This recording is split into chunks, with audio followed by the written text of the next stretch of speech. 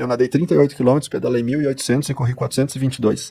E com 800 km de pedal, eu caí da bike, o meu pé girou 180 graus e eu tive a ruptura parcial do tendão do calcâneo. Nossa. Faltava 1.000 km de pedal e mais 422 de corrida. Sempre que eu falo isso me dói aqui, eu curioso. E aí, beleza, eu estava em terceiro quando eu caí, estava em terceiro lugar. E voltei para a prova, botei a cabeça no lugar e passei o segundo colocado com 1.200 km, sentia dor na perna, mas o meu foco de pegar os caras era maior do que tudo. E aí pensei, 600 km para pegar o primeiro, não peguei, ele terminou o ciclismo 13 km na minha frente, pensei, cara, tem 422, pego esse cara antes dos 50, né? Pego ele antes dos 50, certeza.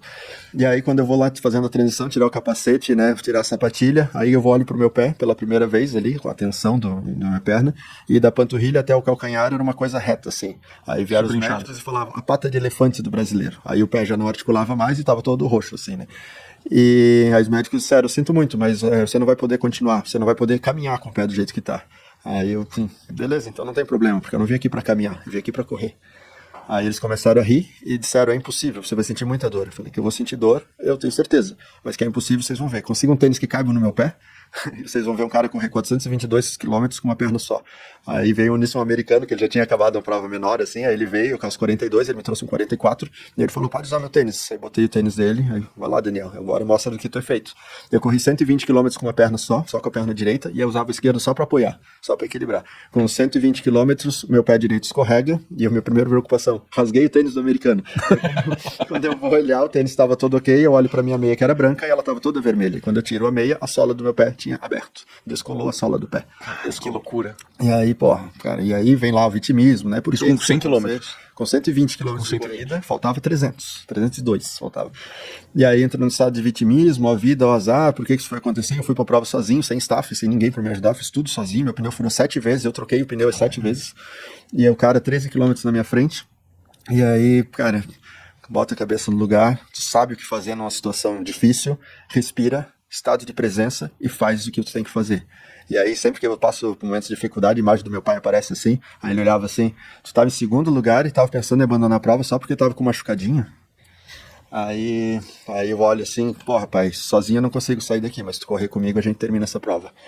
E aí, cara, bizarro, assim, bizarro. Porque aí, tipo, cara, já não tava mais na prova, já não tava mais em lugar nenhum, assim, tipo, era eu e meu pai pisando no chão, assim, e aí era nossa perna pisando, e aí, cara, é brutal, cara. Eu sentia dor igual, não mudou nada, assim. Eu fazia espuma de sangue no meu pé, que tava com a sola aberta. Esse aqui era uma dor, parecia que tava quebrando o pé cada vez que eu pisava no chão, mas eu não me importava. Eu corria igual, pisava igual. E aí, depois de 10 dias de prova, o francês termina os malditos 13 quilômetros na minha frente, eu perco a prova, e extremamente feliz, porque eu fiquei muito mais feliz com o que eu suportei dessa prova para ter perdido do que com a facilidade que eu tive para ter vencido, né? Tem uma máxima que eu gosto, que é do Steve Prefontaine, ele fala que um esforço medíocre pode vencer uma corrida e um esforço extraordinário pode perder. Que vencer a corrida não significa que você fez o melhor que você podia do início até o fim, e que o objetivo principal da corrida não é a vitória, mas é superar os limites do coração humano, o limite da paixão, né, da vontade. E ali, eu já gostava dessa fala dele, mas nunca tinha feito tanto sentido quanto ali. Nossa. Ali, pô, eu perdi com um sorriso no rosto e feliz, assim, por ter acontecido daquele jeito.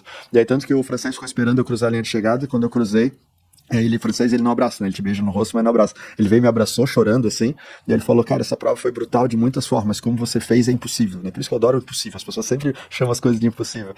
E, cara, foi muito honroso, assim, sabe, ter essa derrota, assim, e foi maravilhoso. Dos médicos falando que eu ia ter lesão permanente, que eu nunca mais ia poder correr, porque eu corri com o tendão desse jeito e tal. Aí, tive que fazer drenagem linfática 3 vezes por dia para diminuir o inchaço da perna, para poder botar uma meia de compressão, para poder eles deixarem eu embarcar. Senão eles não iam deixar eu voar, porque se eu voasse com a perna inchada, tinha risco de gangrena, cara. Aí, assim, porra, gangrena, aí eu pensei, cara, eu acho que o negócio é sério mesmo.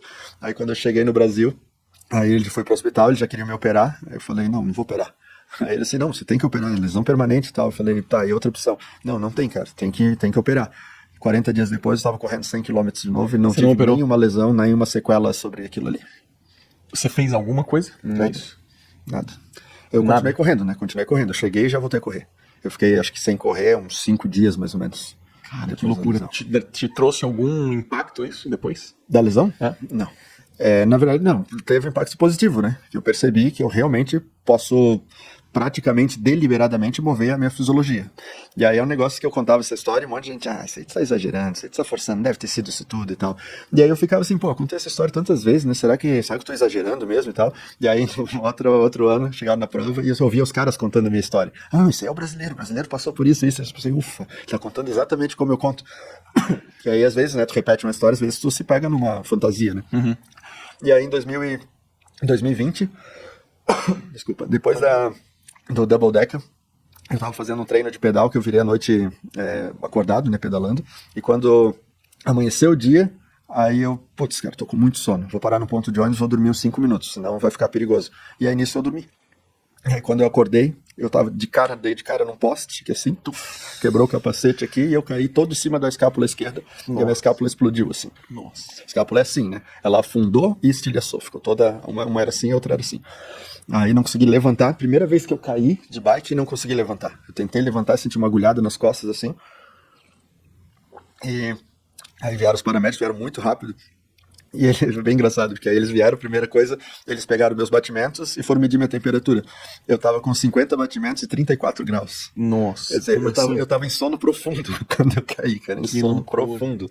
34 graus, cara, imagina, isso aí é considerado hipotérmico, né? Pois é, super Tu não baixo. fica com 34 no banho de gelo, tua temperatura não baixa, tu deve 35,5 no máximo. É uma boa pergunta, preciso começar a medir. Tu vai ver, Começar a medir. porque não chega a baixar 1 grau, entende? Não chega a baixar. É porque o corpo começa a esquentar também, né? O corpo começa a dar uma Mas esquentada. quando você tá dormindo, aí baixa. Ah, sim, é. Entendeu? Porque é o contrário. Totalmente. Aí beleza, aí fui pro hospital, de novo, mesma coisa. Eles queriam me operar pra juntar os pedacinhos e tal. Eu falei, não vou operar.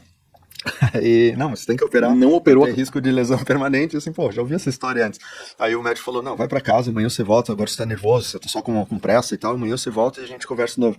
Eu falei, não, doutor, presta atenção. Daqui 3 semanas eu tenho a maratona de Miami. E daqui 5 semanas eu tenho um duplo triatlon lá na Flórida também.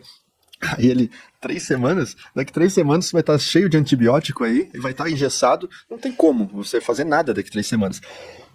5 semanas, se você tiver uma recuperação muito boa, talvez você possa começar uma fisioterapia, mas nadar, 6 meses. Aí eu dei risada. 6 meses. Eu dei risada quando ele falou 6 meses, eu vi, não, só pode estar de brincadeira, né? Aí eu falei, então doutor, anota meu caso que a gente vai abrir um precedente aí. Aí ele ficou muito puto assim comigo, né? Aí eu saí, tá, vai, esfria tua cabeça, depois a gente conversa. Aí eu fui embora, fiquei 3 dias parado, não imobilizei, mas fiquei 3 dias parado. No 4º dia eu andei 8 quilômetros andando, com o braço solto, movendo o braço, e doía horrores, assim, doía muito, corria lágrima, assim, e dava uma raiva tão grande de me sentir quebrado, né? Me sentir quebrado. No 5º dia eu caminhei 1 e corri 4. Aí no 6º dia eu corri 6. No 7º dia eu corri 10, com 2 semanas eu corri 21, com 3 semanas eu fiz a maratona de Miami 3 horas e 40. Com duas semanas, aí assim, terminou a maratona, eu fiz 10 flexões de braço encostando o peito no chão, pedi pra filmar e mandei pro médico. E aí, doutor, dá pra começar a fisioterapia? Aí ele falou, de quando é esse vídeo? Eu falei, agora, acabei de fazer a maratona. Ele falou, é simplesmente impossível. Aí eu fiquei bem feliz quando ele falou, é simplesmente impossível, eu fiquei feliz. Aí eu disse, tá, então como é que eu fiz? Ele falou, não faço ideia, mas volta pra cá que eu quero te examinar. Eu falei, não posso, daqui 2 semanas eu tenho triatlo. Ele falou, tu não vai conseguir nadar. Claro que eu vou nadar, pedalar e correr, 7.6, 360 e 84.